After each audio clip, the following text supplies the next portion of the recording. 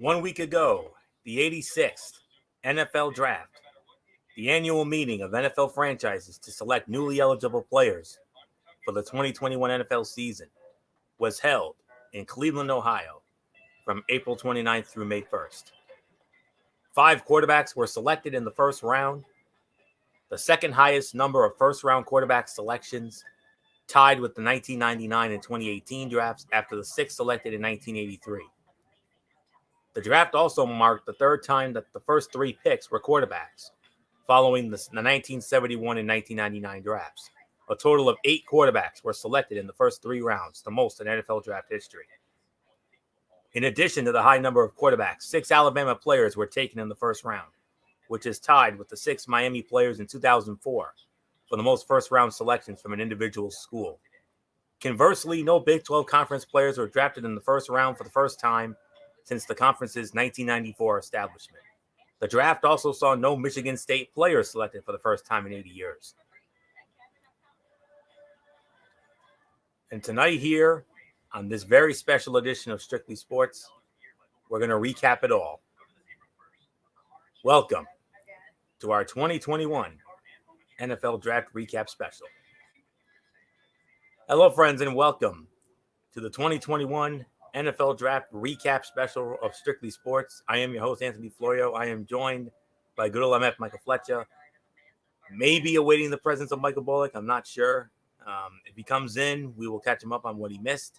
If not, then we'll hopefully have him with us tomorrow night for the Cerebral Smack Talk. But let's not waste any time. Let's dive right on in. We got a lot to cover here and not much time to do it. So here we go. We go in alphabetical order, team by team. And we start with the Arizona Cardinals.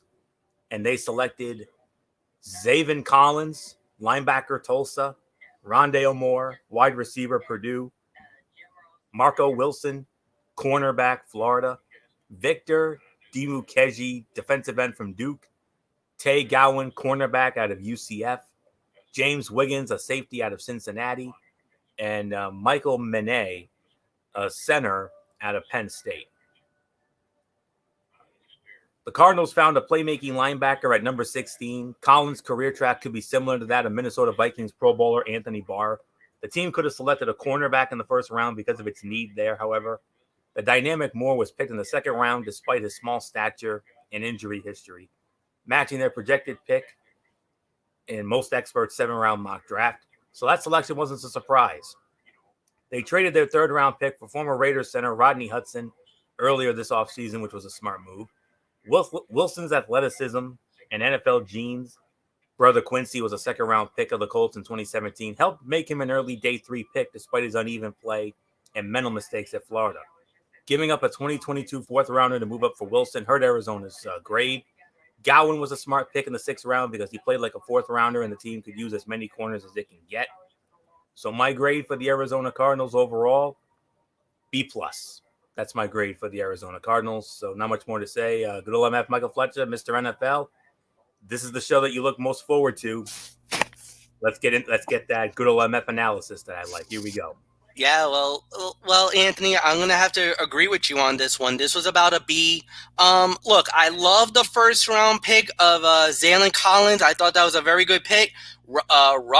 Rondale Moore was also a good pick. I actually gave that an A-letter grade for them individually. Then they got a little shaky a little bit with the Marco Wilson and with Victor Dimukeje, the edge from Duke. I mean, they were solid picks, but nothing that was too spectacular.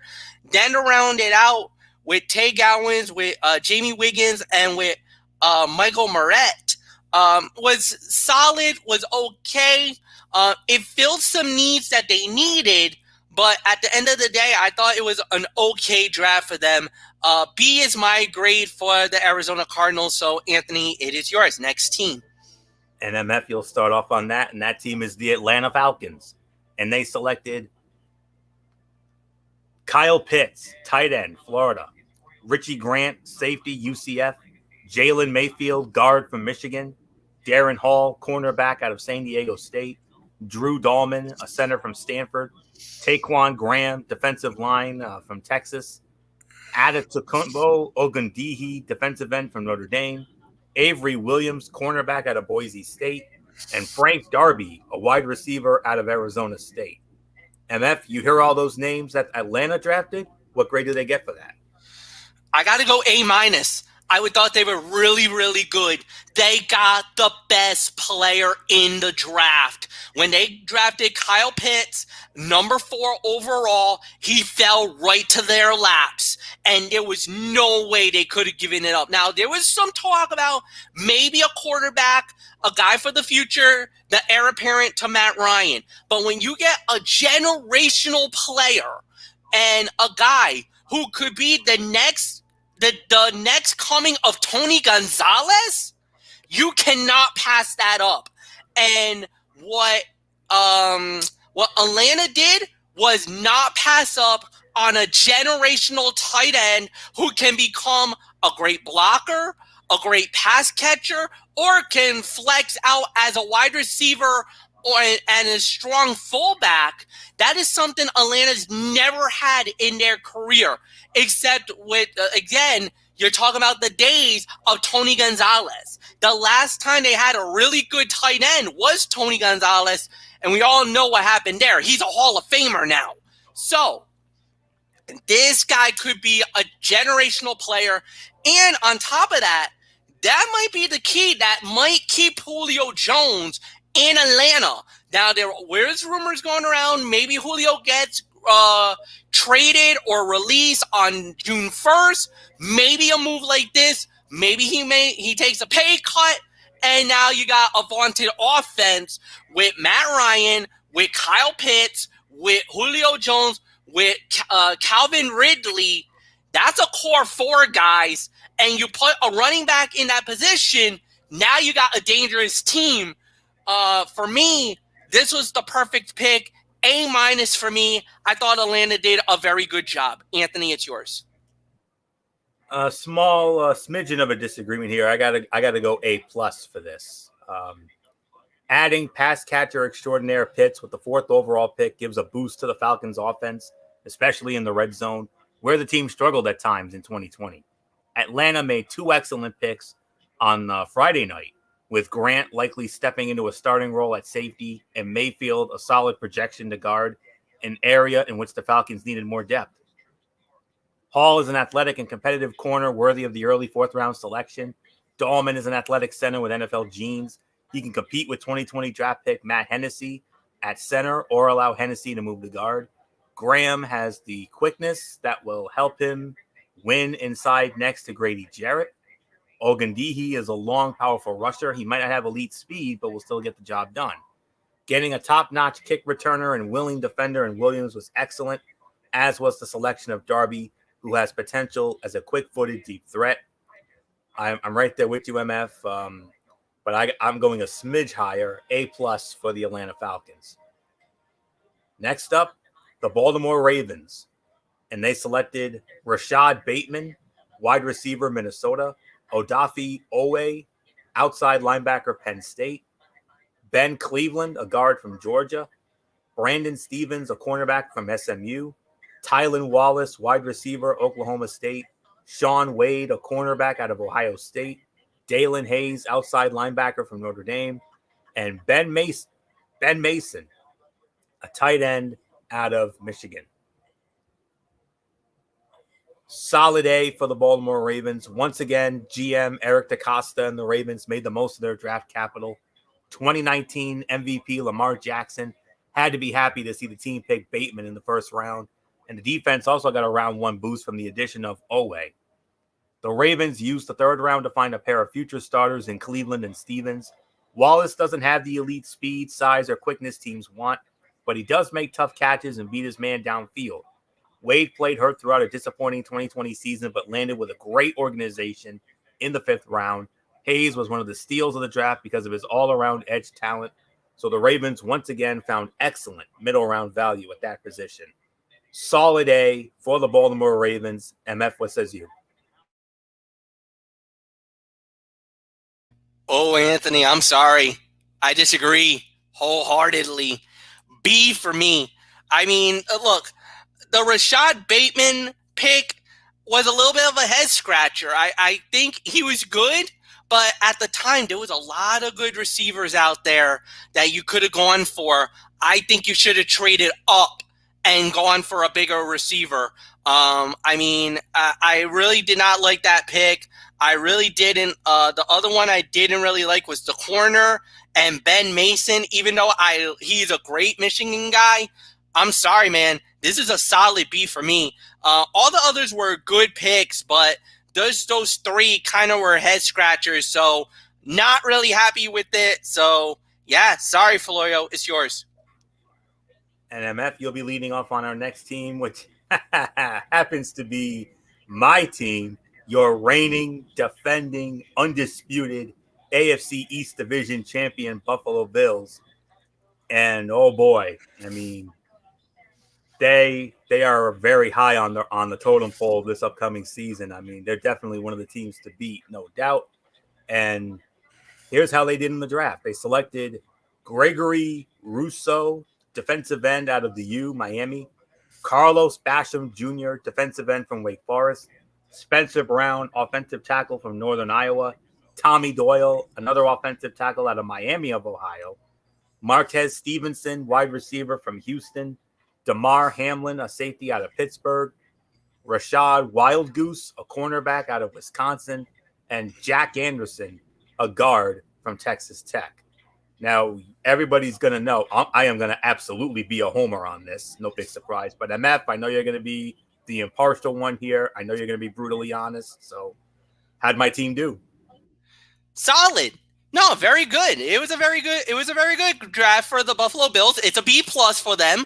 I'm going to say that the Gregory Rousseau was what you really needed. Now, I know a lot of people were really upset.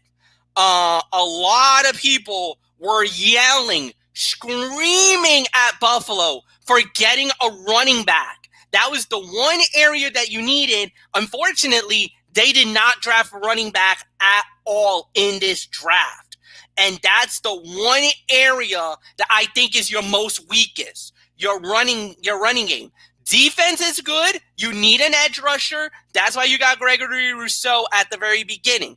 Then you got Carlos Basham Jr., another edge. You got two edge rushers. That means you're really going to be loading up the box, going a 4-3, and really getting after the quarterback, because that's the one area that you guys are really strong at. Then O-line help. You got to protect Josh Allen.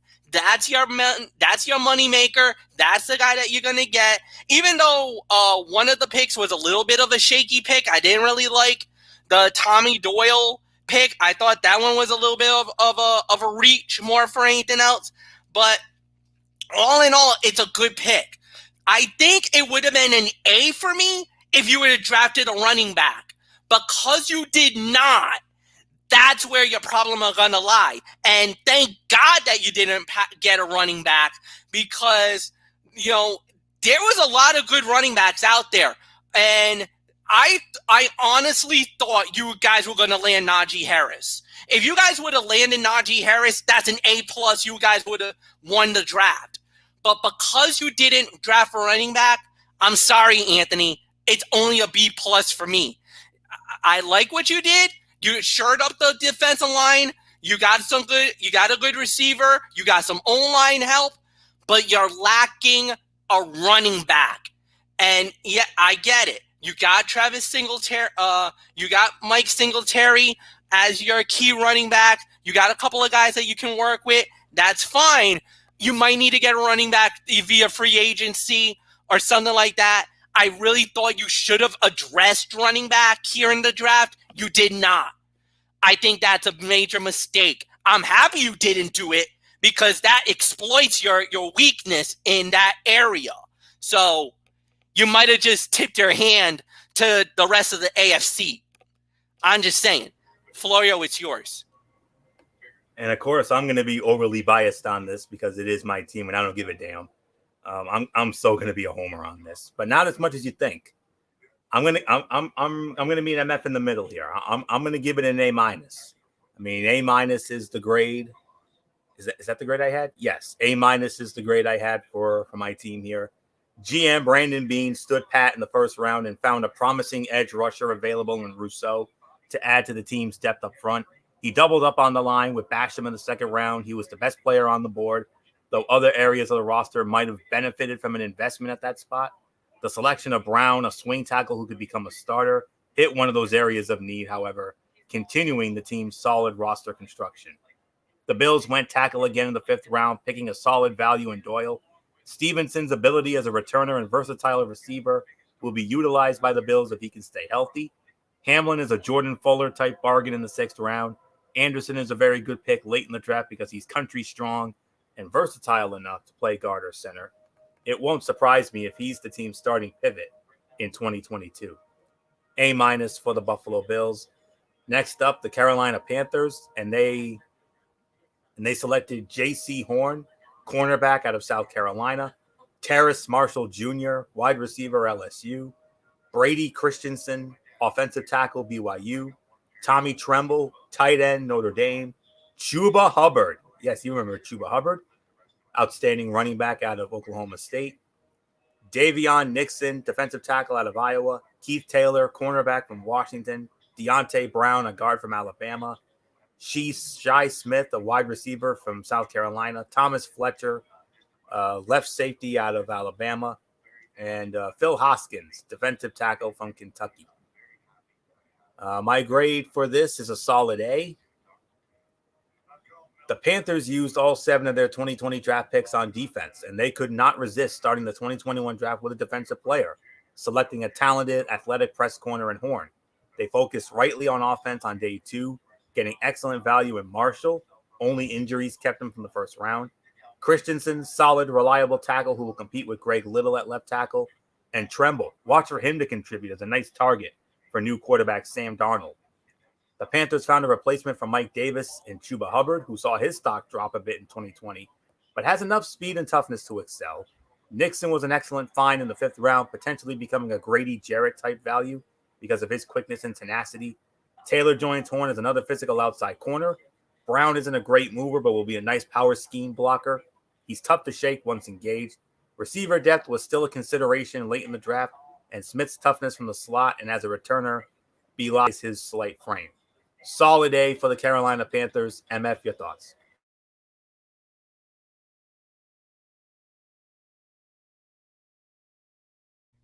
Can't disagree with that. It is a solid A for me as well. They did a good job. They addressed the needs that they needed to. I thought the draft was pretty good for them. They got a lot of picks. That's always great to have when you get multiple picks. And the way that they addressed it, I really thought they did an incredible job. There's really nothing bad to say. I thought they did a solid job with this one. For me, yeah, like you said, solid A for me as well. So Anthony, next team. And next up, we're going to give a shout out to our dear friend Matt Ward because it's his team, the Chicago Bears. And boy, did they make a splash. Justin Fields. Yes, Justin Fields, quarterback, Ohio State. Tevin Jenkins, offensive tackle, Oklahoma State. Larry Borum, offensive tackle, Missouri. Khalil Herbert, running back from Virginia Tech. Daz Newsome, a wide receiver from North Carolina. Thomas Graham Jr., a cornerback out of Oregon. And Kairis Tonga, defensive tackle from BYU. MF, do we have good or bad news for Mr. Ward?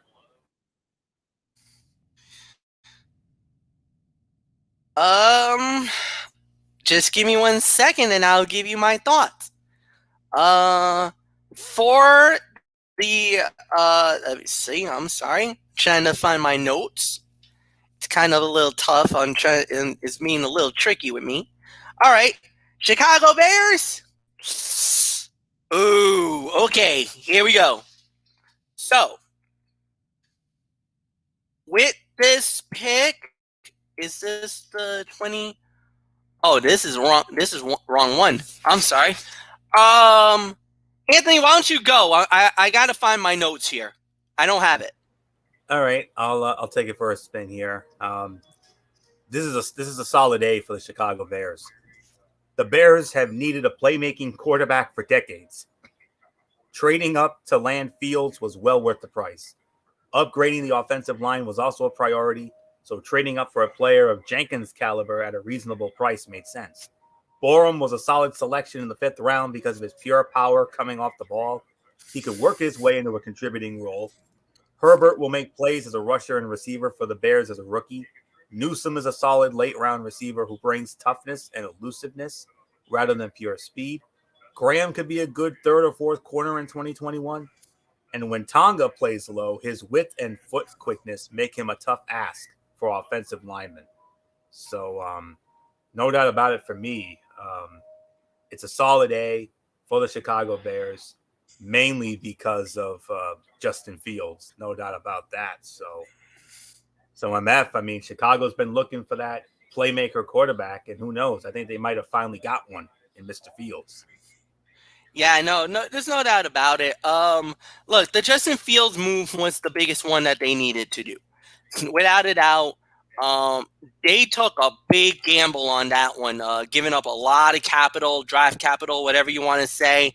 But at the end of the day, that was the right move to do, and they needed it to make that move. So, no, this was an incredible move. I thought it was a great decision that was made.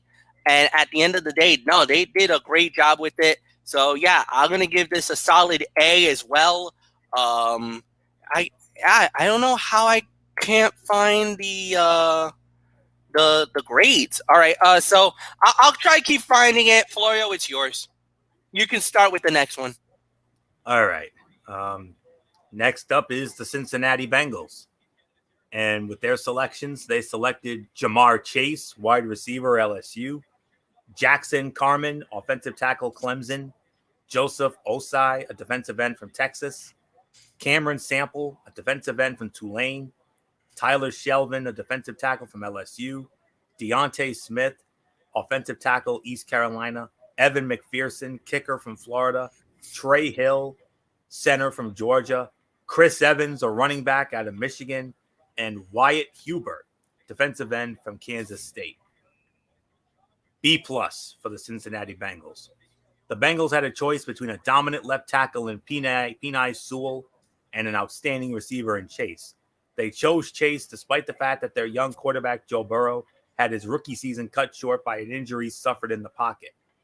They hope selecting Carman will rectify the situation and allow Burrow and Chase to rekindle the connection that led them to a national title. I'll be interested to see if other tackles available at number 46 turn out to be better players. Osai's high character and athleticism make him a shrewd pick in the 3rd round. Getting Sample early in the 4th round should help the pass rush. Shelvin's powerful base makes him a nice run stuffer in the 4th round, something the Bengals really needed as well. I like Smith because of his length and consistent effort. McPherson was bound to be a 5th round pick, and the team needed to upgrade that position. But selecting a kicker comes with its share of risk. Hill is a thick-bodied center who could take a veteran's job if they don't perform up to expectations. Evans was suspended for the 2019 season due to an academic issue and didn't see much action in 2020. But he has the skills to be a steal in the 6th round. So my grade for the Cincinnati Bengals is a B+. So, MF, are you ready yet, or do you need more time? No, I'm good. I'm ready. Partial disagreement. B- for the Cincinnati Bengals. And let me say it. I thought they should have got Penei Sewell. I'm sorry. Jamar Chase is a great guy. You need an offensive line guy. A guy that's going to protect Joe Burrow. Burrow was running for his life. Absolutely was getting destroyed last year. Got injured. And the first thing you should have addressed was O-line, not wide receiver. Big mistake by Cincinnati. They're going to regret that decision wholeheartedly. Now, I do like the fact that they got 2 edge rushers, but the thing is, you didn't answer the offensive line till round 5? Really? 9. No, guys. No. That's not going to do it. That's not going to help Burrow at all. I'm sorry. This is why you are the Cincinnati Bungles. This is why you're one of the crap teams in the NFL. Now you know why. B minus, and I should go lower, but I won't because I thought you did pretty good. It's yours, Anthony. Okay. Tell us how you really feel there, MF. Okay. Hey, the gloves are coming off now. Oh yeah. I know they do. So all right. Let's see. Well, we're gonna go up the Ohio River. The Cleveland Browns. They're up next. They selected with their picks Greg Newsome II, a cornerback out of Northwestern, Jeremiah Owosu Koromoa, linebacker Notre Dame, Anthony Schwartz, wide receiver Auburn, James Hudson, offensive tackle Cincinnati, Tommy Togiai, defensive tackle Ohio State, Tony Fields II, linebacker West Virginia, Richard LeCount III, safety from Georgia, and Demetric Felton, running back UCLA. MF, Cleveland Browns. Draft grade. A minus. They did a great job. Being the home of the NFL draft, the expectations were high. A lot of people are saying the Browns are looking good, that they didn't really need that many holes to plug because they had a really good team. Absolutely. A lot of it was all draft need. However, the first draft pick they come out with, when they get Newsome was fine. But getting Jeremiah Owusu-Koramoah, that's a steal at 52. That was an absolute great pick for them. That shores up their linebacking core, which was one of their minor problems. They didn't have a major problem. That was one of their weaknesses, their linebacking core. They got one of the best linebackers in the draft. This was an absolute steal at the very beginning. They basically Cleveland rocked this one. No pun intended to the theme song from the Drew Carey show. But you know what? They had a great draft. The draft event was absolutely a home run. You had over 150,000 for the 3-day event. Dude, they were killing it. And you know what? I got to say it. They're taking the next step. They're taking that next step from being a very, very, very good team that we're going to have to keep an eye on this upcoming year, Anthony. The Cleveland Browns are no longer the doormat of the NFL after what they did a year ago and what I think they could do this upcoming year. The Browns are going to be a contender now. I'm not calling for them to make the Super Bowl. No. But they are definitely in the mix to make the playoffs, possibly even win the division next year. That's how good this team could be. Expectations are really high. A minus. Solid A. That's my grade for the Cleveland Browns. Finding a talented cornerback like Newsome, waiting to hear his name called at number 26 was a big bonus for the Browns. He'll be a stopper on the outside for a defense looking to become championship caliber. The trade-up for JOK was a good move, especially considering the small amount of value they relinquished in the deal. Schwartz will take the top off defenses if he's able to add consistency to his game. Cleveland found another Chris Hubbard type prospect in the early 4th round in Hudson. The Browns picked him a bit earlier than I expected. Then I had him valued because of his inconsistency. Togiai was a great pick to fill a need at defensive tackle given his combination of strength and foot quickness. I love the Fields selection as additional talent at linebacker and on special teams. LeCount's film was much better than his pro day workout. I view him as a solid find in the 5th round. Felton is a versatile weapon. He lacks elite speed, but seems to always make plays.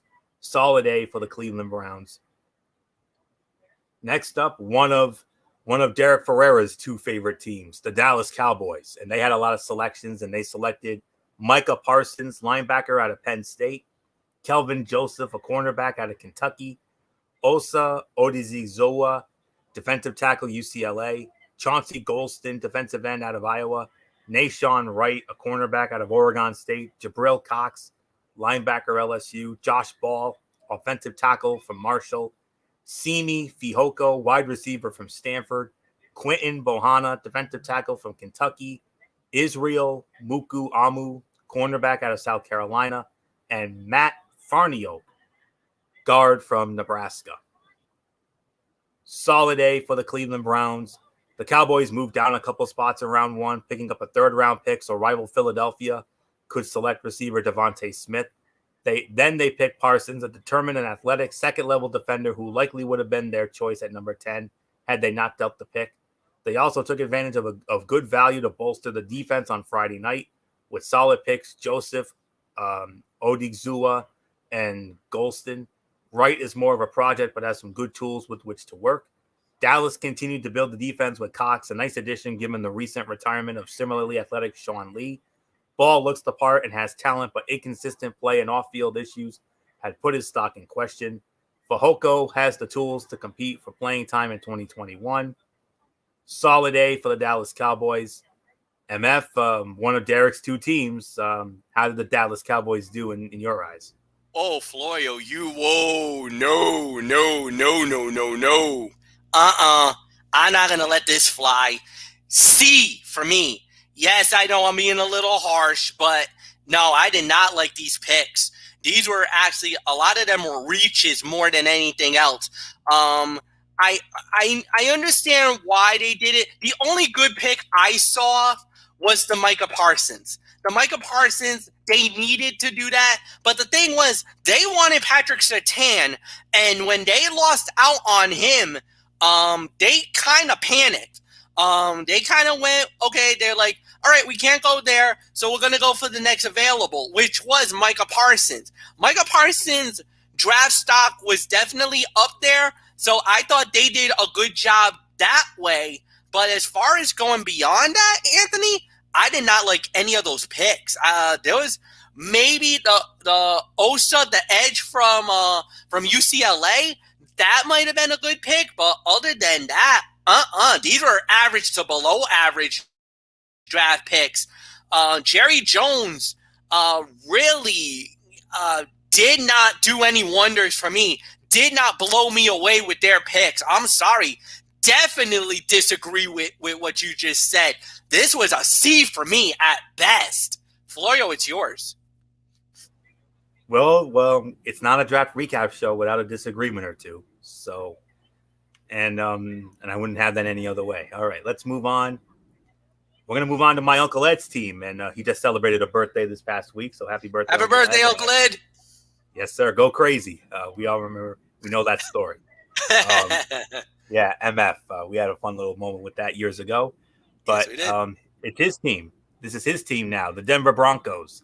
This is his football team, and they selected with their picks Patrick Surtain, cornerback out of Alabama, Javonte Williams, running back, North Carolina, Quinn Miners, guard from Wisconsin Whitewater, Baron Browning, linebacker, Ohio State, Caden Stearns, a safety out of Texas, Jamar Johnson, a safety from Indiana, Seth Williams, a wide receiver out of Auburn, Kerry Vincent Jr., cornerback from LSU, Jonathan Cooper, defensive end from Ohio State, and Marquise Spencer, a defensive end from Mississippi State.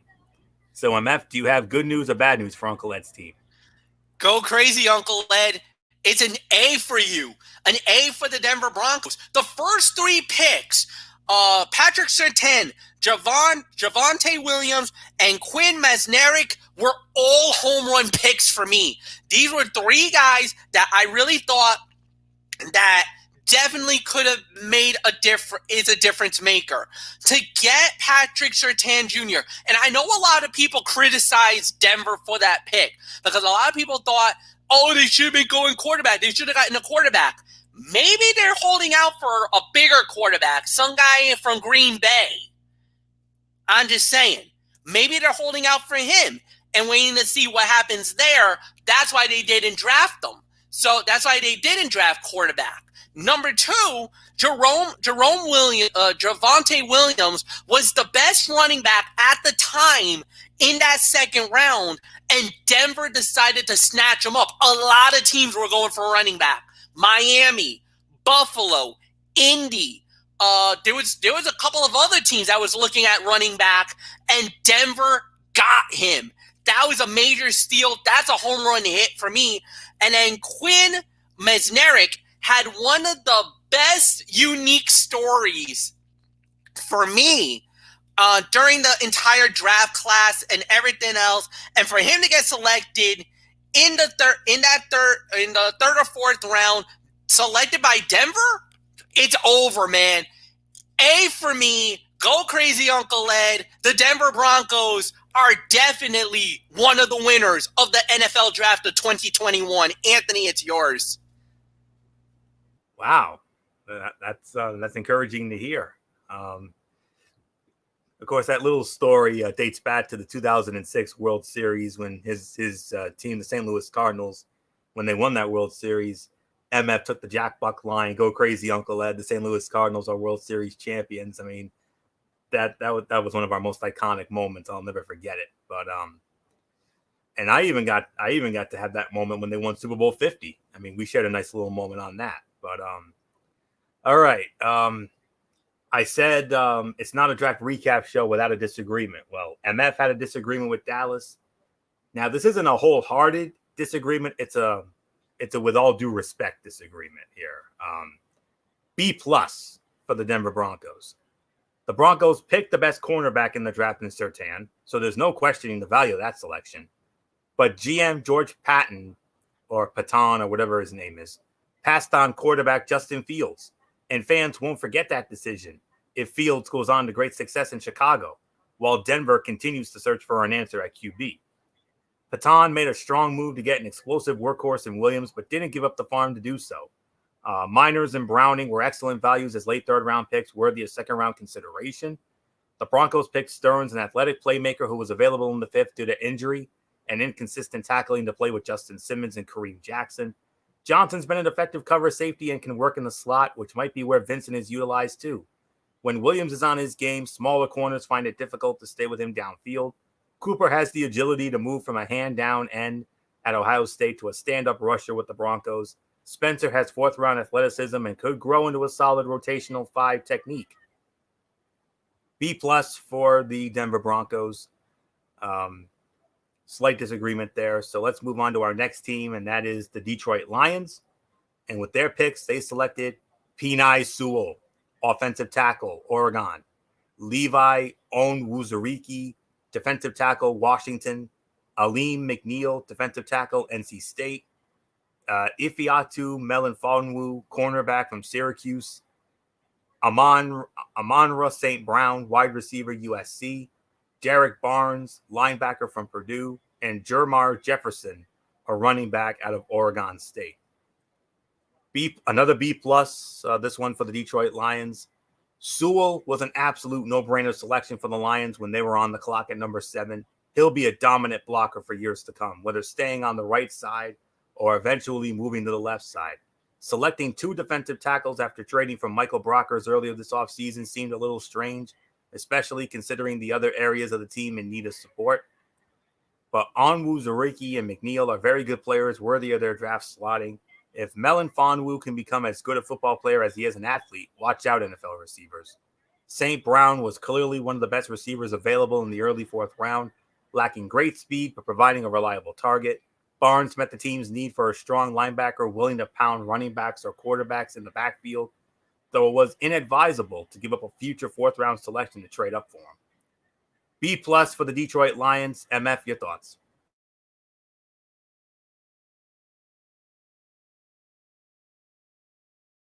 For the first time in many games or whatnot, I agree. B+. This was solid. This was great. Penei Sewell landing there at the number 2 spot. At the number 7 spot was an absolute steal for them. That was a great pickup. Landed right in their lap. They got the best O-line guy in the draft, and it sets them up very nicely, to say the very least. Some of their other picks were solid to good. Really nothing bad to say. I kind of felt like they did a very good job. So for me, B+, an agreement.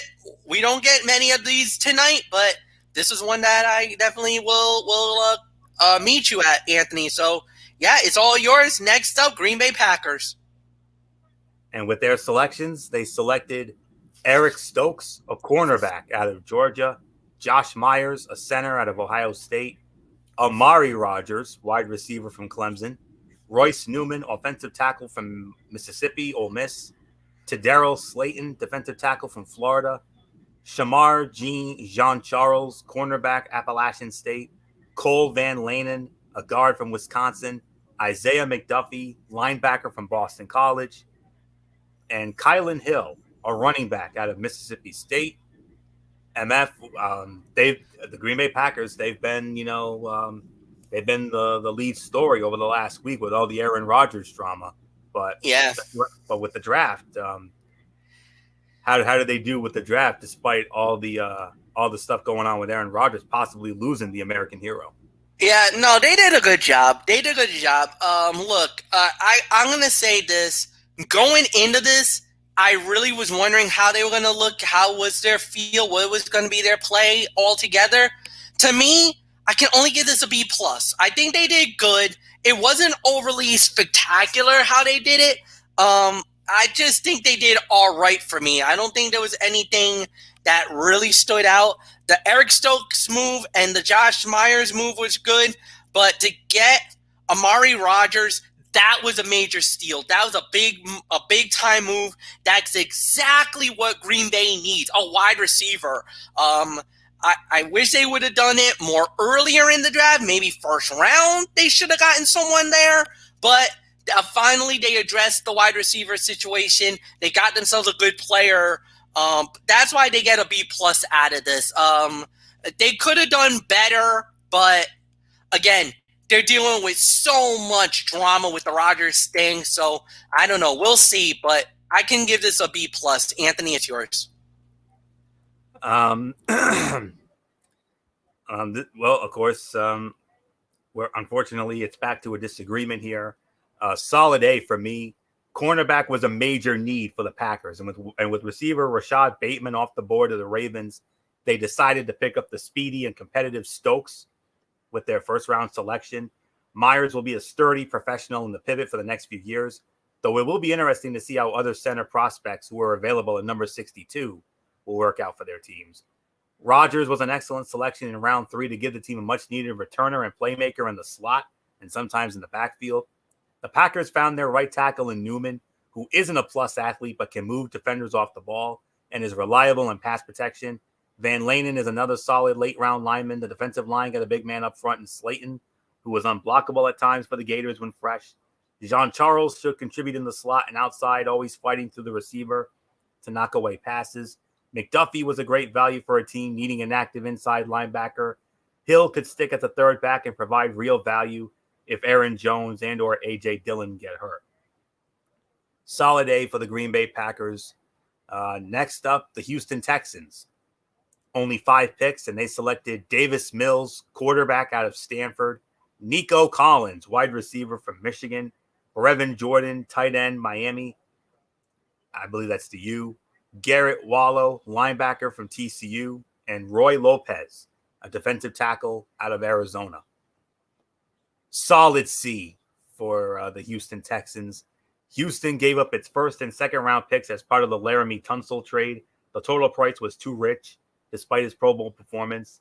Mills was a good value in the third round as at minimum insurance at the quarterback position.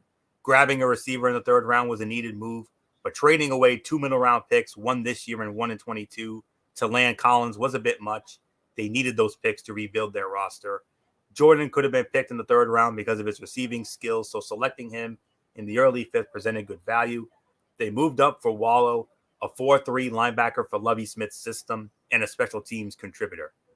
Solid C for the Houston Texans. MF, your thoughts?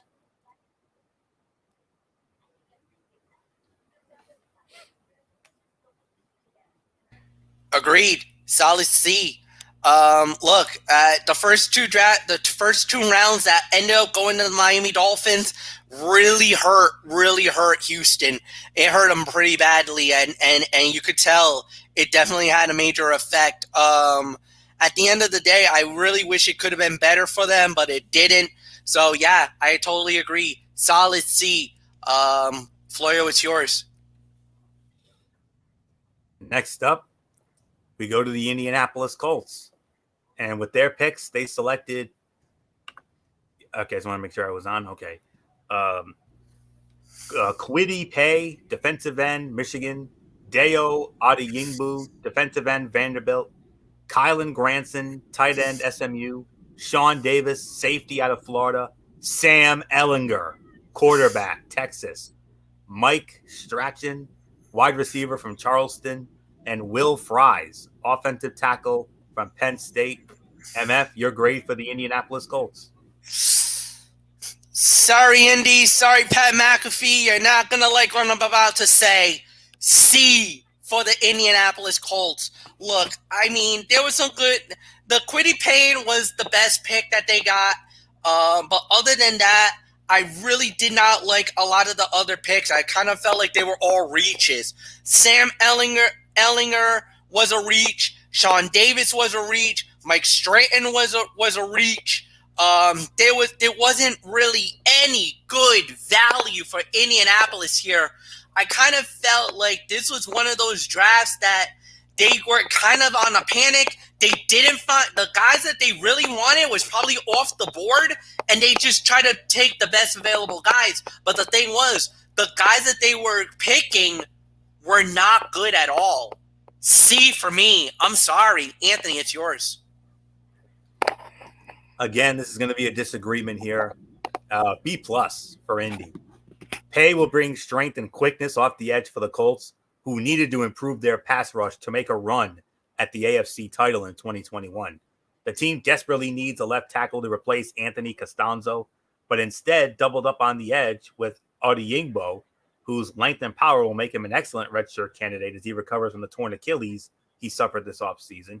Granson is a smallish receiving tight end / H-back who could be a real find in the fourth for the Colts. But I thought his lack of height and consistency as a pass catcher would cost him more draft position. Davis will bring the hits in the secondary.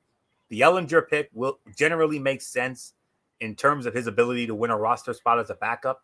I do wonder what the pick suggests about the team's confidence in last year's fourth-round selection, Jacob Eason. Strachan has great size and athleticism for the position. The Colts will need to find cornerbacks and linebackers among the best undrafted free agents. B plus for the Indianapolis Colts. Next up, the Jacksonville Jaguars, and they selected the number 1 overall pick. No surprise to any of us. Trevor Lawrence, quarterback, Clemson. Followed by his teammate, his right-hand man, Travis Etienne, running back, Clemson. Tyson Campbell, cornerback, Georgia. Walker Little, offensive tackle, Stanford. Andre Cisco, safety from Syracuse. Jay Tufele, defensive tackle from USC.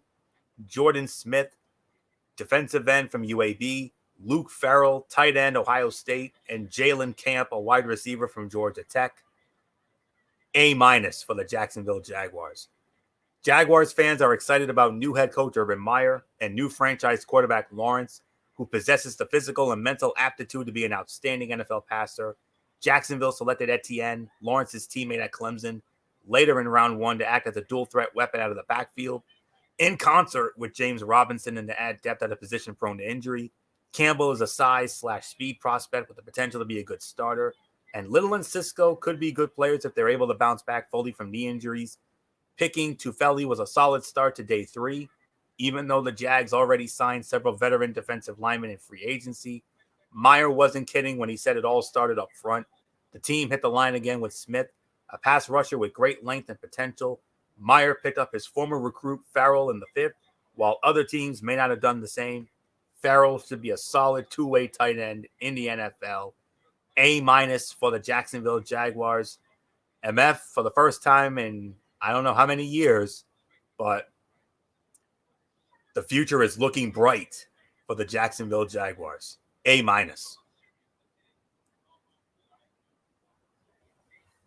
Well, that's one way to put it, but Anthony, I hate to say this, I disagree. I can only give this I could give this a B plus. I could say that this is a slight disagreement. This is a B plus for me. I thought they did good. I thought they did very good. To get the number 1 overall pick, you couldn't miss on this one. It had to be Trevor Lawrence. But the thing was, you went and got Travis Etienne, where you already have a really good running back in Robinson. I did not like that pick. That's the one area where I really thought was an absolute reach. I thought that was a horrible pick. And I mean, I get it. You wanted to partner him up with his college buddy, but no, that's not the time to do it. That was a horrible draft pick, and that's why it dropped a letter grade for me. So it's a B plus for me for the Jacksonville Jaguars. They did good, but not as good as a lot of people thought they were. So nothing more to say. Time to go up to the runners-up, the reigning and defending AFC champions, the Kansas City Chiefs. Florio. Yeah, the back-to-back AFC champion Kansas City Chiefs. I was happy the first time, not so happy the second time. I think you know why. But, yeah, we know why. We know why. But it is what it is. It was expected. No big surprise. But, well, we have three dear friends who are fans of this team in our circle. Didi and Kevin Woodson and our other longtime dear friend, Rob Parsons. This is their team, the Kansas City Chiefs. Your back-to-back AFC champion, Kansas City Chiefs. And they selected Nick Bolton, linebacker out of Missouri, Creed Humphrey, center from Oklahoma, Josh Kando, defensive end, Florida State, Noah Gray, a tight end from Duke, Cornell Powell, a wide receiver from Clemson, and Trey Smith, guard from Tennessee. MF, is it good news for Didi, Kevin, and the Rob? Oh, yeah. Solid good news. Very good news, to say the very least. Actually, they did pretty good with this one. B plus for the Kansas City Chiefs. Look, the Creed Humphrey pick and the Nick Bolton pick were pretty good. Solid pick. Noah Gray was actually good. I love the Cornell Powell pick and the Trey Smith at the end. The only one I kind of had a little bit of an about was the Joshua Kondoa, the edge from USC. That's the only one I'm kind of a little iffy about. But other than that, Kansas City does really good. They plugged the holes that they really needed to plug. But the thing was, they really focused on the O-line. 2 of those picks were offensive line guys, and those are the 2 guys that they really need. Because remember, if you saw the Super Bowl, you saw Patrick Mahomes was running for his life in that game. The offensive line was non-existent, and they really need to revamp that. They really did that. I thought they handled it a good job. No, it's a good news for the Chiefs Kingdom. It's a solid B plus for me. Anthony, it's yours. Smidgen of a disagreement. It's an A minus for the back-to-back AFC champs. The Chiefs moved down from 31 to 58 as part of the trade for left tackle Orlando Brown Jr. In addition to sending 3rd and 4th round picks to the Ravens and swapping late round picks, it's not a cheap price, but given the results of Super Bowl 55, when Patrick Mahomes was running for his life, like MF said, is an understandable deal. Bolton's the kind of attacking defender the Chiefs needed at the second level, though they could have used help at other spots.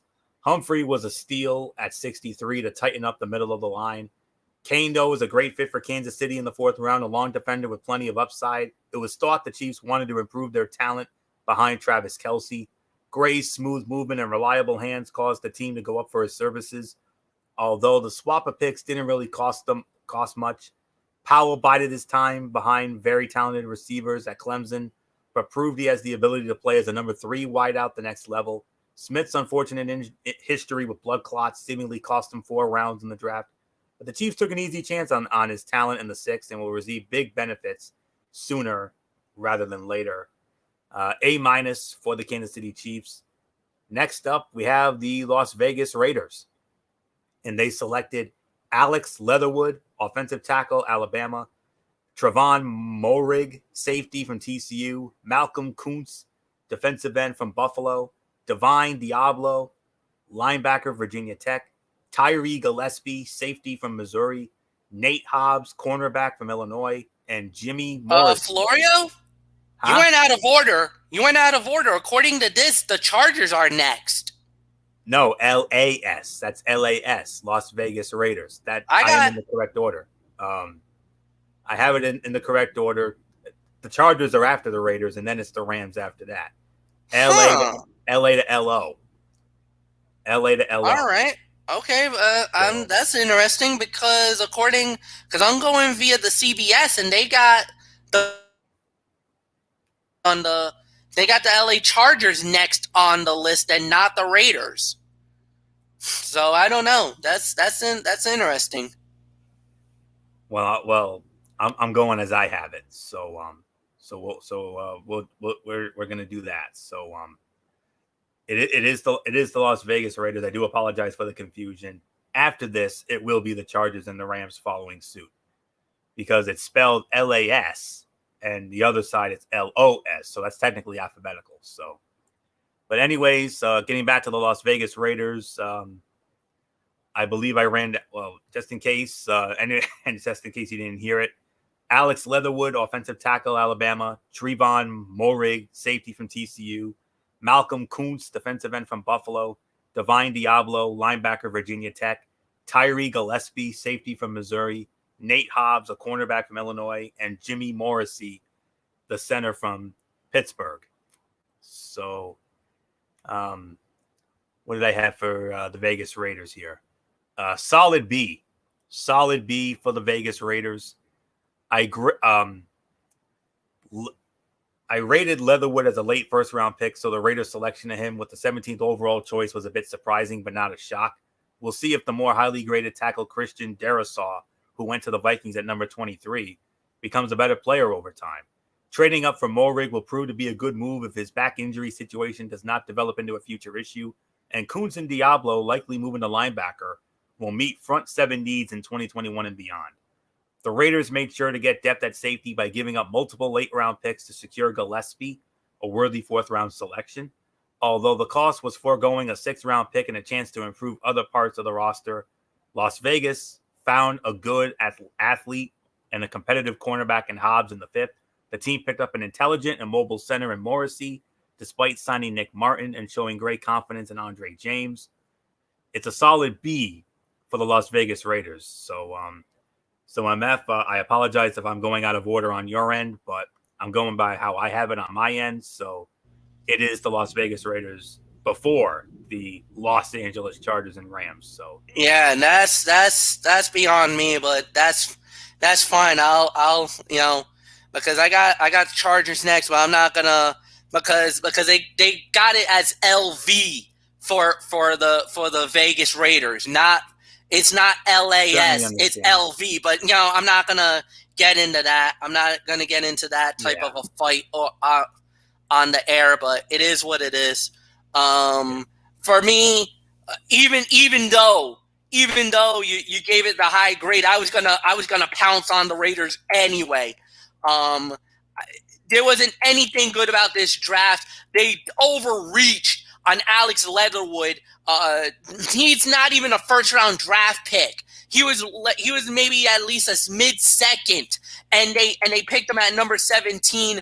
I don't know what Mike Mayock is doing. I don't know what John Gruden's doing over there in Vegas. Whatever they're doing, it's not good. I didn't like the draft pick anyway. It was a C for me. So there's really nothing more to add. Florio, it's yours. Yeah. And I apologize for going out of order, MF. So that's just I didn't know it was that kind of order. But it was a small mistake. It's not a big deal. It's just that's why when you called for the Raiders next, I'm like, wait, what? No. So, but that's all right because I know when they do the initialing, they don't do LAS, they do LV for the Raiders. But that's okay, whatever. It's over and done with now. Yeah. So it's the Chargers anyway. So, it's the Chargers anyway. Yep, it is. Now it is. So but and I forgot to mention you have a good friend, Ed Williams, who's a Raiders fan. Yeah, Ed wasn't really And I happy with bet- the draft either. He wasn't happy with the picks either. Okay, I So had a feeling he wouldn't be. he wasn't All happy right. with the picks either. So that's why he gave me the okay to unload on him. So I got the blessing from him. Okay. Now it's the Los Angeles Chargers, and with their selections, they selected Rashawn Slater, offensive tackle, Northwestern, Asante Samuel Jr., cornerback from Florida State, Josh Palmer, wide receiver from Tennessee, Trey McKitty, tight end, Georgia, Chris Rumpf II, defensive end from Duke, Brendan James, offensive guard, Nebraska, Nick Neiman, linebacker, Iowa, Larry Roundtree III, running back from Missouri, and Mark Webb, safety from Georgia. All right, MF, now it's the LA Chargers. How'd they do? A-. Great picks. Solid picks. They shored up the O-line that covers Justin Herbert, and they did a great job getting Rashawn Slater. Slater literally fell right to their laps, got a good pick out of it, good value with them at the first one. Then in getting Asante Samuel Jr., that's going to be a very good back-end guy for the defense. Then you got Josh Palmer from Tennessee. Those were three solid picks right out of the gate. So for me, A- for the Los Angeles Chargers. Really nothing more to say. Anthony, it's yours. A small minor disagreement. Solid A for the LA Chargers. Slater only lasted to number 13 overall because of his average length for the tackle position, but he'll more than overcome that and find success in the NFL. Because of his athleticism and toughness, Samuel's slight frame, 5'10", 180, also cost him draft position. But again, GM Tom Telesco found value by selecting the future starter midway through round 2. Palmer and McKitty give Justin Herbert needed depth at pass catcher and will help negate some of the production lost by Hunter Henry's exit in free agency. Adding Rump's Gumby-like bend off the edge should bolster the Chargers' pass rush, while James' positional versatility should give the team's O-line more flexibility. Roundtree looked like a third-round pick at times at Missouri. He could be a Justin Jackson-type value pick for the Bolts. Solid A for the LA Chargers. Staying in LA, we go to the other LA team, the Los Angeles Rams. And with their picks, they selected Tutu Atwell, wide receiver from Louisville, Ernest Jones, linebacker, South Carolina, Bobby Brown III, defensive tackle from Texas A&M, Robert Rochelle, Central Arkansas, Jacob Harris, wide receiver, UCF, Ernest Brown IV, defensive end from Northwestern, Jake Funk, running back from Maryland, Ben Skronik, wide receiver, Notre Dame, and Chris Garrett, outside linebacker from Concordia. Okay, I don't know what Concordia is, but okay. Solid A, and once again, solid A. Solid A for the Los Angeles Rams. While I'm usually not a big fan of parting with multiple first-round picks for a non-quarterback cornerback, Jalen Ramsey is an exception to the rule as one of the top defenders in the NFL. His presence is one reason the Rams have one of the top defenses in the league. So allowing the Jaguars to pick at number 25 and in the 4th round as well this year was a worthwhile deal. Atwell's an explosive player who's extremely small frame. 5'9", 155 is a bit worrisome. GM Les Snead traded one of the Rams 2 third-round picks for 2 fourths, which made sense given the team's lack of overall draft capital. Using the third-round comp pick on Jones addressed a big need on defense. The Rams picked 2 defensive linemen with the last name Brown, Bobby in the 3rd, Ernest in the 5th, to help replace Michael Brockers, who was traded to the Detroit Lions. Rochelle was expected to go in the 4th round, and the Rams needed depth at the position. That's a good marriage of need and value. Harris won over teams at his pro day and projects as a stand-up receiving tight end. Garrett is an edge rusher prospect who will bring it hard in training camp. And this is not from my notes, but I will personally vouch for Ben Skowronek, the wide receiver from Notre Dame. He was a beast last year. Let me tell you, he was one of the reasons why Notre Dame had an outstanding season this past season. I mean, you should have seen some of his touchdowns. I mean, he had some big games, especially against the likes of North Carolina. I remember he had a huge game in that one, and he's a big boy too. I mean, he can go up and he can get it. I'll tell you that right now. So that's not in my notes. That's just from me being the Notre Dame guy. I can personally vouch for Skowronek.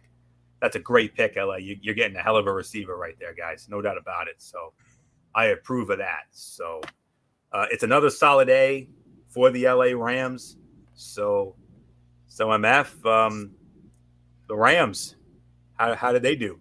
Slight disagreement. I'm gonna say about A minus. I thought they did really good. They got some of their good picks. I'm a little shaky on some of them, especially once it came to the later round picks.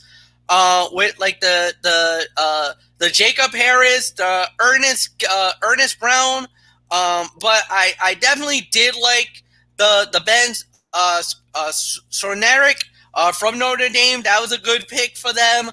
But I really loved the Bobby Brown. The Bobby Brown the third, that was a great pick for them. A defensive line guy that they definitely got a versatile steal out of on that pick more than anything else. So no, I think it's A minus. So Anthony, it's yours. You ready, MF? I'm ready. It's your team. Get ready. It's good. And this one is for not just MF, but this is also for MF's infamous and legendary Miami Dolphins family. That includes the likes of our dear friend Eric Carrier, MF's dear friend Lisa Medeiros, Bianca Corbin, and I know your father as well, MF. If I left anybody out, you can give them the shout outs I know. So all right, Dolphin family, which F is the proud leader of, this is for you. For the Miami Dolphins, their selections as follows: Jalen Waddle, wide receiver, Alabama; Jalen Phillips, edge rusher from Miami, the U; Javon Holland, safety out of Oregon; Liam Eichenberg, offensive tackle, Notre Dame; Hunter Long, tight end, Boston College; Larnell Coleman, offensive tackle from UMass; and Jared Dokes, running back out of Cincinnati. Okay, now you remember earlier I was a homer for my Buffalo Bills. I damn sure know MF's going to be a homer. So, all right, MF, let's have it. It's an A minus for the Miami Dolphins. This was an excellent draft for the Dolphins this year, and they absolutely killed it. 4 players, first round grades. When you got Jalen Waddle, Jalen Phillips, Javon Holland, and Liam Eichenberg, I mean, you got one of the best wide receivers in the draft class, the best edge rusher in the draft class, one of the best, near the top secondary guys, safeties, and one of the best O-line guys on the draft. That absolutely was monumental for the Miami Dolphins. All 4 of these guys could start on day 1. All 4 of them. And then you got Hunter Long, who's a great, who could be a tight end that'll be right beside Mike Gesicki. A lot of people think that he could take Gesicki's part because he's a better blocker than Gesicki. So you got that. Larnell Coleman, another big, meaty offensive guy, over 300 pounds. That's what we need. A lot of beef, a lot of meat, a big boy right there pushing around the defensive guys, making sure Tua Tagovailoa does not have any problems. And Dolphin fans were yelling, they were griping, they were screaming, get a running back, get a running back, get a running back. All right. Chris Grier and Brian Flores heard you loud enough. Darnell Dokes, the running back from Cincinnati, he's going to be more of a third down back. We got enough running backs as we know. You got a lot of guys. You're going to probably have Myles Gaskins as your top guy. He's going to be the guy that's going to bring it together. Well, or there's Kerryon Johnson, who just got released today. Maybe we go after him. Kerryon Johnson's a good feature back that we could have. So for me, it is an A minus. Now, a lot of people are saying A plus, A. It's in the A range, but all these picks, top 4 first round caliber picks from the Miami Dolphins, dude, by far, in my opinion, the best draft class the Dolphins have done in a very long time. And I don't say that very carefully, or I don't say that very loosely, but Anthony, this was an absolute home run for the Miami Dolphins. This was by far one of their best drafts in, God, it's been a long time since I've been very happy with the Miami Dolphins. Normally I have a couple of picks where I'm like a little like, what are you doing? I had no problems with none of these picks. All these picks were great for Miami. A-. And I'm sure your Dolphin family approved of the picks as much as you did. Oh, absolutely. Absolutely, yes. All of them were happy. That's what I like to hear. So I can't believe I'm saying this, but it's a small disagreement, but not the way you think. This coming from a Buffalo Bills fan, and damn it to hell, it pains me to say this. Solid A for the Miami Dolphins. Yes, I said it. This Buffalo Bill guy said it. Solid A for the Miami Dolphins. In Waddle and Phillips, the Dolphins took big swings on two talented players with injury issues. If they hit, Miami would be playoff bound in short order. Holland and Eichenberg were solid picks in need areas, and finding a tight end like Long in the third should help address potential free agent losses after the season. Miami traded its fifth-round pick, number 156, to the Pittsburgh Steelers for a 2022 fourth-rounder, which is almost always the right call. Coleman's length and athleticism make him a prototypical seventh-round pick in that he has plenty to improve upon, but has a high ceiling. Dokes should provide competition in the backfield. Solid A for the Miami Dolphins. Well done. Well done.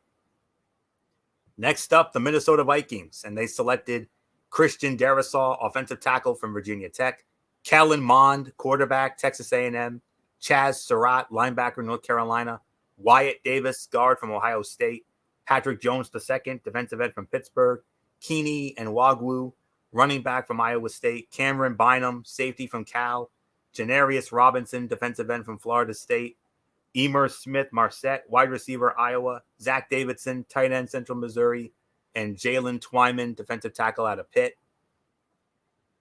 I believe I had this as a solid A as well. Yes, solid A for the Minnesota Vikings. The Vikings addressed their need at left tackle, Darrisaw, and picked up 2 third-rounders while giving up a fourth and a savvy first-round trade with the New York Jets. Mond provides much-needed depth behind and competition for Kirk Cousins. Minnesota did well with their other 3 third-round picks. Surratt serves as a fine replacement for Eric Wilson. Davis is a sturdy guard the team hopes steadies the O-line. Jones provides strength off the edge. And Wagnu offers depth at returner but was picked around too early. Bynum is a versatile defensive back who played cornerback at Cal but was announced at safety, which should play more to his strengths. That said, his tackling must improve to be reliable in that position. Robinson's length and quickness give him a shot to be the team after Darrisaw. I love Davidson's foot quickness and ability to win down the seam. Solid A for the Minnesota Vikings. So, MF, are we going to sound that flugelhorn as only we can? Mm-hmm. Yep, it's an A. It's an A. It's an A. Look, they did good.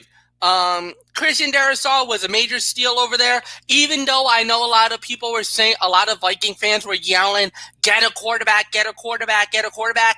Don't worry. They got their guy, Kellen Mond. He's a good quarterback guy. Texas A&M guy, you're going to love him. He's definitely a good guy. He's probably the heir apparent to the quarterback now for Minnesota, Kirk Cousins. He's now the heir apparent to him. So definitely no doubt about it. They did a good job. A lot of their draft picks were about A or B caliber. I think the only one that I did not like was Zach Davidson, who was rated a C-level player. So, I mean, other than that, they did really well. So, A for me for the Minnesota Vikings. Anthony, oh boy, next on the board. Yeah, get the boo birds out. You heard them booing loud at Cleveland last Thursday. But let's say it. Huh? And rightfully so. Yeah, the 6-time champions, the New England Patriots. The minute that guy said 6-time world champion, man, I almost wanted it to vomit. That I was like, okay, we know. But screw Yeah, we you. do now. You pieces of garbage. Cheaters. Go. Exactly. And since Michael Bullock's not here, we can get away with this murder. Oh, You yeah. better believe it. Oh, yeah. So, but if he was here, then we would have had to be tame about it. But nonetheless, it is the New England Patriots, Michael Bullock's team. It's a shame he's not here. But they selected Mac Jones, quarterback, Alabama. Christian Barmore, defensive tackle, Alabama. Ronnie Perkins, defensive end from Oklahoma. Ramondre Stevenson, running back, Oklahoma. Cameron McGrone, linebacker, Michigan. Joshua Bledsoe, safety out of Missouri. William Sherman, offensive guard from Colorado. And Trey Nixon, a wide receiver out of UCF. Now, even though we want to, bash these guys as much as we want to, we have to be professional here. So, yep, we do. We know in our hearts it would be a hard ass grade, like a D or an F, because of our pure hatred for them. But we have to be nice. So yep. MF, let's give Bullock and all our Patriot friends, including Derek Ferrer and so many others, some good news here, or if you have any at all. B+. No, I got a solid B+ for the New England Patriots. I thought they did a very good job. Getting Mac Jones at 15 was an absolute steal. Everybody was begging for a quarterback. Jones falls right to their lap. Now, the question was, if for some reason Justin Fields still would have been on the board at the time that New England got him, do they go after Justin Fields instead of Mac Jones? But when they got that, a lot of people started getting worried. Okay, wait a minute. Who's the other team? What other team needed a quarterback? Minnesota needed one. We thought Denver was going to take a quarterback, but they did not. So when Chicago leaped up and they got Justin Fields, let me tell you, I had a friend who absolutely flipped, like literally lost his mind, so angry that the New England Patriots got schoonered, that Justin Fields did not go to them, that landed in Chicago. He was praying, like, please, New England, you got to trade up. You got to trade up. You got to do something. We need Mac Jones. We need Mac Jones. If we don't get a quarterback here, we're goners. I don't know what else to get. Mac Jones actually fell to 15. At that point, it's like, oh my God, it's going to happen. And sure enough, Bill Belichick, and that genius that he is when it comes to the draft, was able to manipulate his way and go through the potholes, whatever they were made, and everything fell in the way of the New England Patriots again. He gets the quarterback of the future. He gets a guy who is being compared to like a Tom Brady. Pocket precision passer, 3-step drop, throws the football, who's a game manager from Alabama. So you know the IQ is there. He probably talked to Nick Saban, and Saban and Belichick are good friends in real life. So he probably told him, look, this guy is everything that you want in your system. He will work great with Josh McDaniel. He'll be able to give you what you want.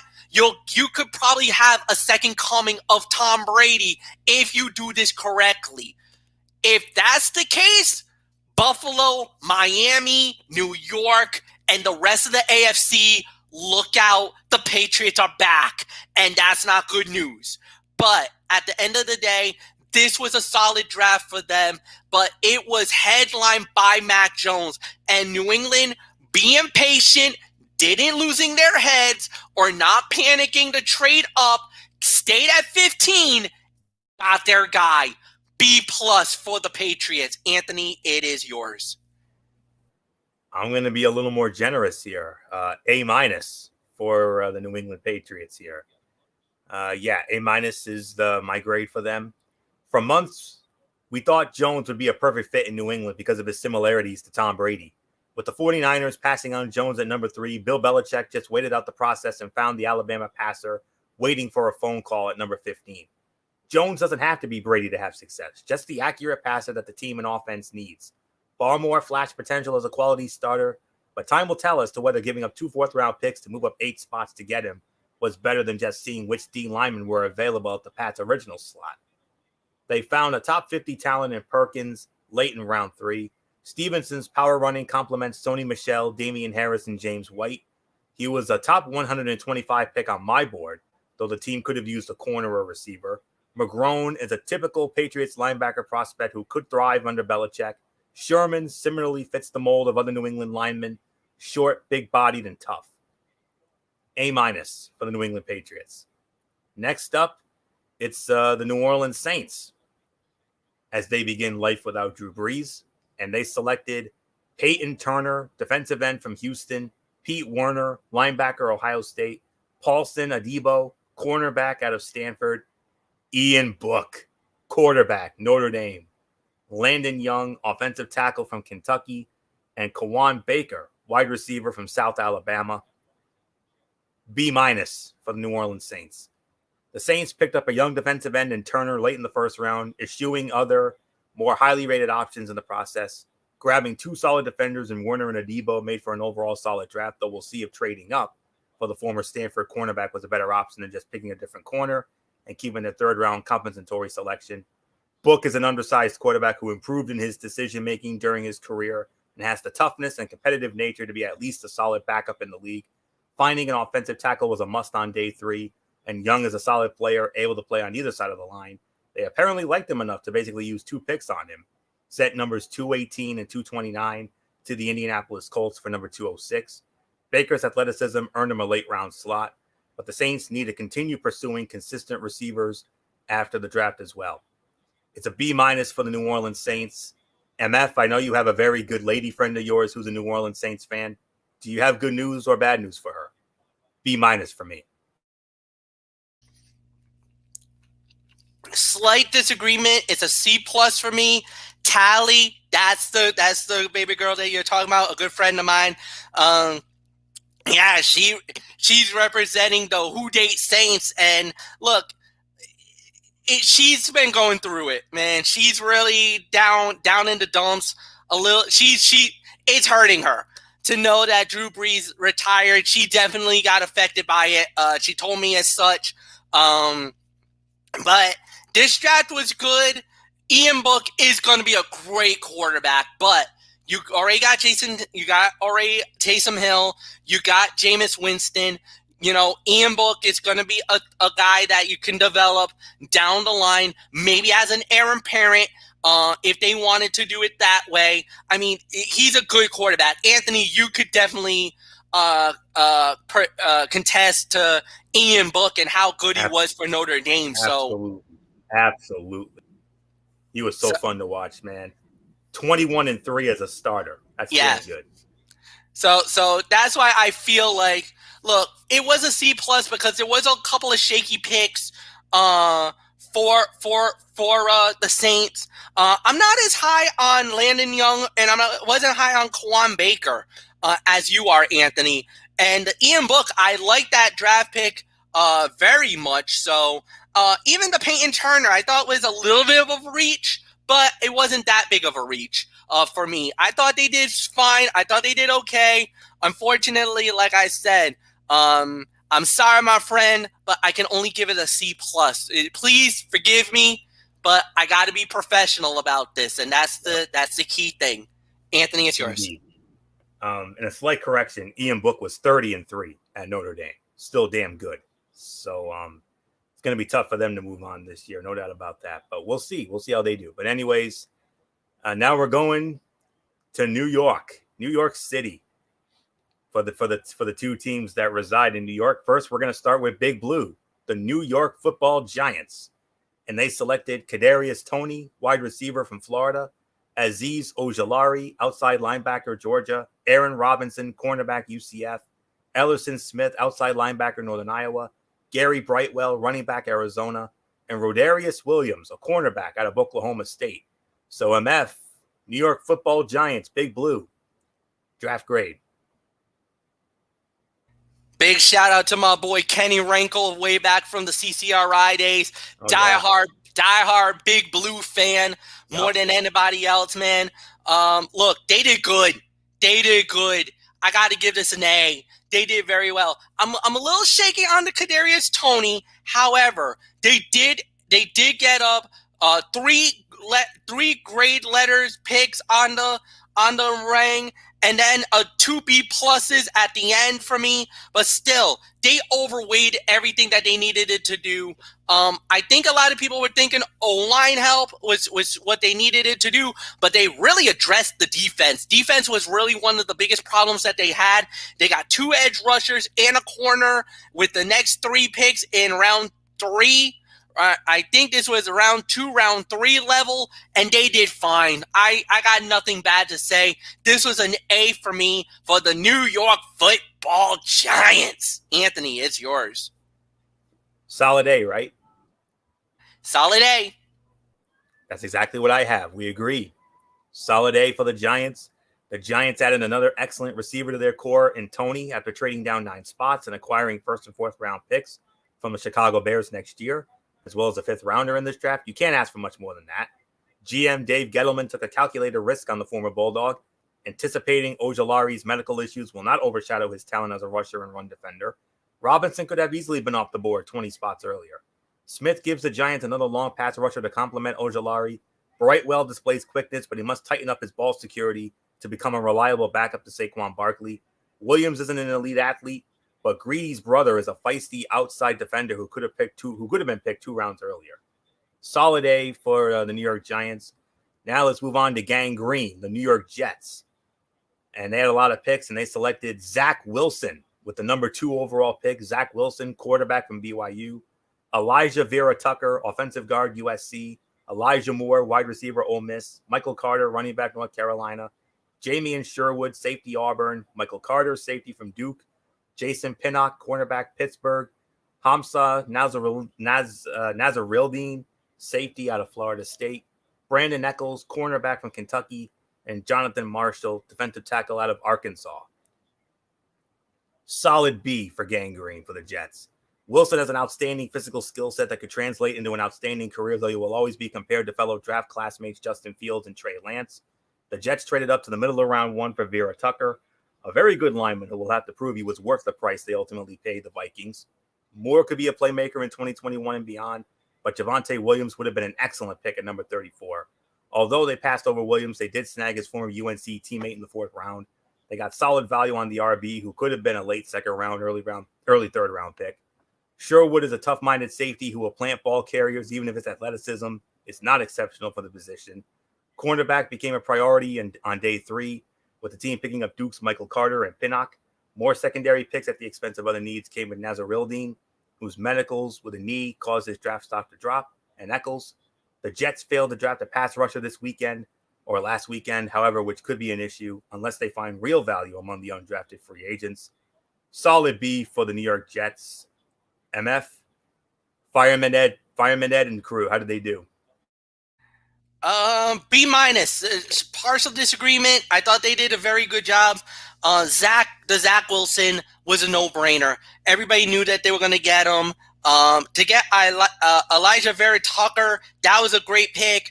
And then to get Elijah Moore and Michael Carter, oh man, that's steals. Those are steals right there. And that's actually a great news for the New York Jets, because now that actually gives them some depth. That gives them some guys of the future, and these are going to be guys that they're going to rely on that could become the next crew, and it could make the AFC East the most competitive division in the next few years. As you see, Buffalo got better, Miami got better, New England got better, the Jets had to get better. I think they did a really good job with this draft. If they put that together with some of their veterans that they do, who knows, Anthony? Maybe the Jets might have elevated their stock as well. And now what looked like a runaway for New England now, or what we thought was a runaway for Buffalo, it looks like that AFC gap is starting to close a little bit. And if that's the case, next year could end up being an absolute free-for-all. Well, not this year, because I still believe Buffalo's a little better. Miami's right there.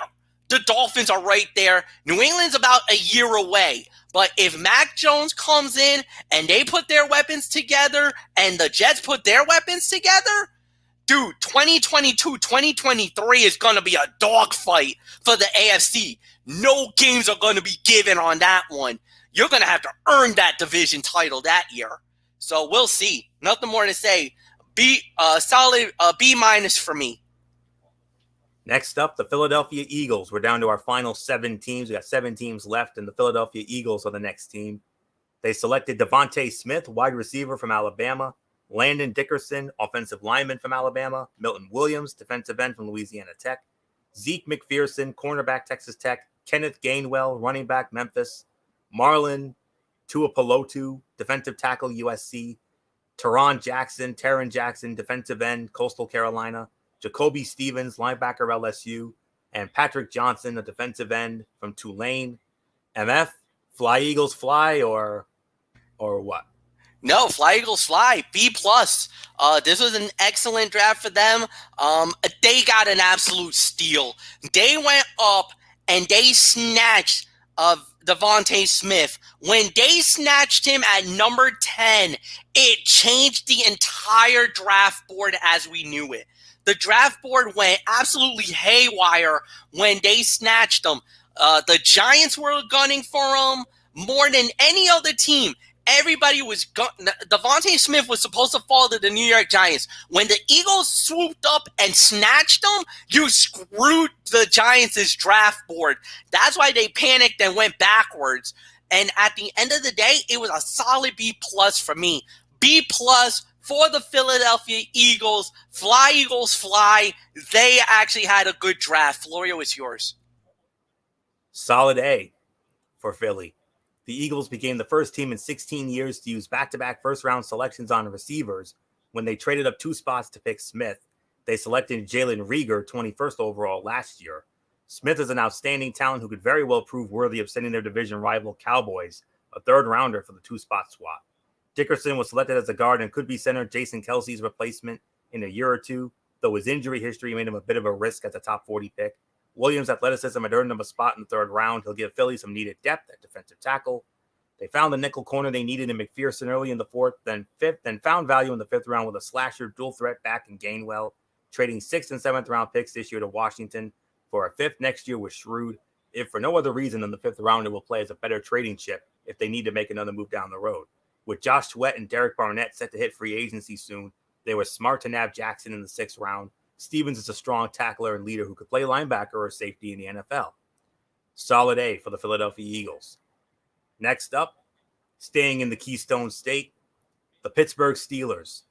And they selected Najee Harris, running back, Alabama, Pat Freiermuth, tight end, Penn State, Kendrick Green, center, Illinois, Dan Moore, offensive tackle from Texas A&M, Buddy Johnson, a linebacker from Texas A&M, Isaiah Loudermilk, defensive end, Wisconsin, Quincy Roche, outside linebacker from Miami, Trey Norwood, a cornerback out of Oklahoma, and Presley Harvin III, a punter from Georgia Tech.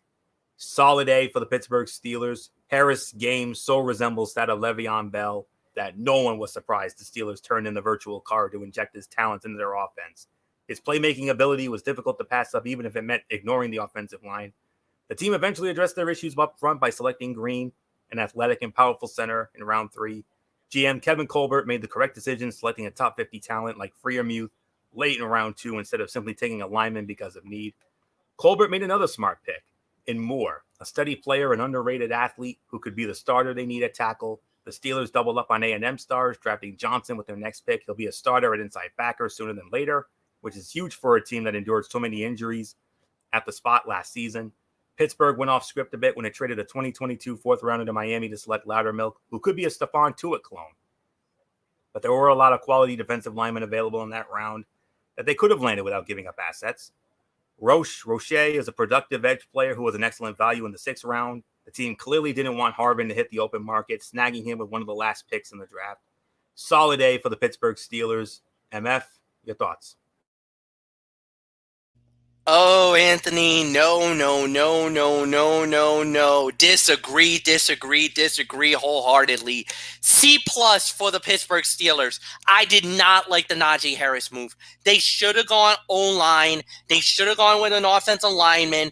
That was the one area, the biggest need that they needed. Yes, they addressed it later, which was fine, but they had so many good offensive linemen at the time that they had there. They should have gone there. They did not need a running back. That was the one area that they did not need. They already had James Conner over there. And for them to get rid of that, to waste it on a Najee Harris, was a horrible pick. I'm sorry. I disagree with you wholeheartedly with that pick. There was a lot of questionable picks by the Pittsburgh Steelers that I did not like. I'm sorry, Anthony. I'm going to be brutally honest with you. C plus for me. Disagree. Fair enough.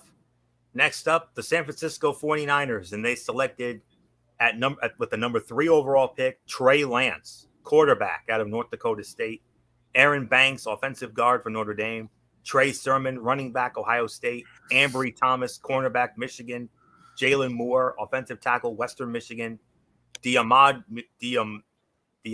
Lenoir, cornerback, Oregon, Talanoa Hufanga, safety out of USC, and Elijah Mitchell, a running back out of Louisiana. MF, San Francisco. How they do? Oh boy, not so good. C minus, C plus, C plus. Again, the Trey Lance move was the right move, even though I didn't like the pick at all. A lot of people didn't like it at all. Some people thought that they should have gone with Matt Jones. Then they got Aaron Banks, who's an okay offensive tackle, but there is a lot of questions and concerns about him. That I think the thing was that he got pushed around a lot by smaller guys. That's the one thing that I really didn't like. Trey Sermon, great pick. Probably their best pick in this entire draft. Then you got Ambry Thomas. That's another good guy. Trust me, I can vouch for him from Michigan. Very solid, good player. Once you get to Jalen Moore, that was a solid pick. Lattimore was all right, but there wasn't anything that stood out for me. There was a lot of C-letter grades that I was giving them coming out of this. C plus, man. I'm sorry. The only good 2 picks that I saw was Trey Lance and Trey Sermon. I gave them B level grades for them, but other than that, the rest were C. So at the end of the day, C plus for me, Anthony. I know it's a disagreement, but the Niners, they had their moments. They had 2 really good picks, but some of the others were major head scratchers. Exactly. It is a disagreement. I'm just going to go 1 grade higher, B plus. The 49ers were no longer interested in waiting for Jimmy Garoppolo to stay healthy after seeing him start just 30 regular season games in 4 years with the team. Lance is an outstanding talent, albeit with a limited resume. I can't wait to see how good he becomes. Banks will help form a wall in front of Lance. Sermon is a worthy 3rd-round value at running back, and Thomas has potential to stick in the secondary. Banks and Thomas may have been picked a bit earlier than their value indicated. However, in trading 2 4th-round picks to get a running back will be scrutinized if the injury bug hits him again. Moore has the ability to play tackle or guard for the Niners, impressing scouts at this year's Reese's Senior Bowl, but still looking pretty raw at times. Lenoir will compete with Thomas for playing time as a rookie, and Hufanga could be a very good nickel safety in the future. Picking Mitchell in the 6th as a returner and backup ball carrier was solid. B plus for the San Francisco 49ers. Next up, the Seattle Seahawks, and they only had 3 picks. Dwayne Eskridge, wide receiver, Western Michigan. Trey Brown, cornerback, Oklahoma. And Stone Forsythe, offensive tackle from Florida.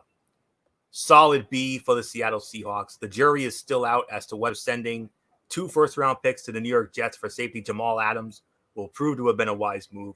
His play in 2021, as well as the team's ability to sign him to an extension, will determine the final rating. Eskridge gives Russell Wilson another explosive target, but the team's lack of investment in the offensive line could prove costly. Brown is an undersized corner, 5'10", 185, who doesn't back down from receivers. He'll help replenish an area of need after Seattle lost Quentin Dunbar and Shaquille Griffin in free agency. Forsythe may end up being the best pick of the draft because he has the potential to become a starter at left or right tackle. Giving up a 7th-round pick to get him should prove to be a wise investment. Solid B for the Seattle Seahawks. MF, I'm sure that was probably a little too generous on my end, even though they only had 3 picks. No. As a matter of fact, you went too low. I went higher. This is A. Oh. A for me. A for the Seattle Seahawks. No. The Dwayne Etridge and the Trey Brown both gets A-letter grades. Stone Forsythe, a B-plus letter grade for me. So, no, this was excellent for Seattle. Yes, it was a little short. It wasn't a lot. And now the question does become, if the Jamal Adams, what happens with that trade? If he delivers, then the 2 first-round picks and then null and voids it and no harm, no foul. But if he doesn't deliver, boy, these fans are going to go after Pete Carroll so bad for giving up those 2 first-round picks. What are you doing? But anyway, I'm going to say it. No, you underscored that, Florio. I got an A for the Seattle Seahawks. So nothing more to say. 3 teams left to go. It's yours. 3 teams left, and next up is your reigning, defending, undisputed Super Bowl champion Tampa Bay Buccaneers. And they selected Joe Tryon, outside linebacker, Washington, Kyle Trask, quarterback, Florida, Robert Hainsey, offensive tackle, Notre Dame, Jalen Darden, wide receiver, North Texas, KJ Britt, linebacker, Auburn, Chris Wilcox, cornerback, BYU, and Grant Stuard, Mr. Irrelevant, Grant Stuard with the 259th and final pick, the linebacker out of Houston. All right, MF, how did the champs do? Solid B for me. I gotta give this a solid B plus. Look, they had a lot of good picks. Kyle Trask is a good pick. Joe Tryon was a good pick. Joel Darren was a good pick. KJ Britt was a good pick. The only 2 that I kind of had a little bit of a bone to pick was the Chris Wilcox. I didn't really like that pick. And Grant Stuard, as Mr. Irrelevant, I wish they could have done something better. I thought there was a few guys that they could have gone better for Mr. Irrelevant. I kind of feel like he is a little bit of a shifty, but the thing is that he's not good in coverage.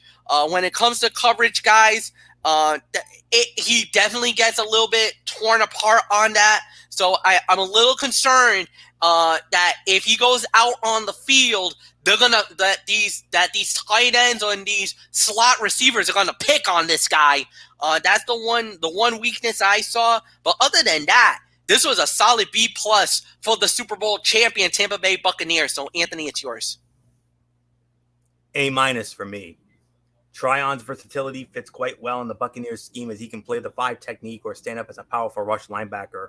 The team really needed to get younger there with Ndamukong Suh, William Golston, and Jason Pierre-Paul, all potentially free agents after the season. Trask could be a Nick Foles type starter down the line, but was probably picked 1 round earlier than his skill set called for. Hainsey brings versatility and toughness to a Tampa line in need of depth. I was afraid teams would overlook Darden because of his size, 5'8", 174, but he was a draft crush for me because of his juice and toughness after the catch. Britt is a leader with great football IQ, and he will serve as a nice backup to the Bucs veterans. GM Jason Leet finished off the draft with solid selections and versatile defensive back Wilcox and high motor linebacker / special teamer Stuard. A minus for your Super Bowl champion Buccaneers. 2 teams left. Next up, the Tennessee Titans. They selected Caleb Farley, cornerback, Virginia Tech, Dylan Radons, offensive tackle, North Dakota State, Monty Rice, linebacker, Georgia, Elijah Molden, cornerback, Washington, Des Fitzpatrick, wide receiver, Louisville, Rashad Weaver, defensive end, Pittsburgh, Racy McMath, wide receiver, LSU, and Brady Breeze, safety out of Oregon. B plus for the Tennessee Titans. Farley's injury history is troubling and will bear watching, but he has the ability to become a real playmaker on the outside if he can stay on the field. Radunz is a work in progress, but was picked at the right point of the draft and fills a large need at right tackle, given the unceremonious departure of 2020 first-round pick Isaiah Wilson. Rice fits the Titans system well, and Molden was one of the steals of day 2. He'll be a playmaker. At his best, Fitzpatrick is worthy of an early 4th-round pick. Other available receivers may have provided better value, but addressing the position was essential for them. and there's certainly a chance Fitzpatrick maximizes his potential. Depth on the edge was a crucial need for Tennessee, and Weaver looked like a likely mid-round pick throughout the 2020 season. McMatt's also an inconsistent receiver, but his special teams acumen, like six-rounder Breeze, will allow him to stick around for years. The Titans could have used help at tight end in this draft, though it looks like they've already secured some undrafted rookies. B+ for the Tennessee Titans. MF, your thoughts? Agreed. B+. This was a good draft for them. The Caleb Farley, like you said, it's the injury concerns. Can he stay healthy? If he can, then it's a great draft pick. If it's not, then I don't know what to even say about that. Once you get into that, look, there was some solid picks along the way. There's really nothing more to add. Floyo, we've reached the final team in the NFL draft. Yes, sir, and it is the Washington football team. And with their picks, they selected Jamin Davis, linebacker, Kentucky, Samuel Cosme, offensive tackle, Texas, Benjamin St. Just, cornerback, Minnesota, De'Ami Brown, wide receiver, North Carolina, John Bates, a tight end from Boise State, Derek Forrest, safety from Cincinnati, Cameron Cheeseman, left safety out of Michigan, William Bradley King, defensive end from Baylor, Shaka Toney, defensive end from Penn State, and Dax Milne, a wide receiver from BYU. MF, final grade of the night, the Washington football team. How'd they do? B+, solid B+. A lot of B's along the way.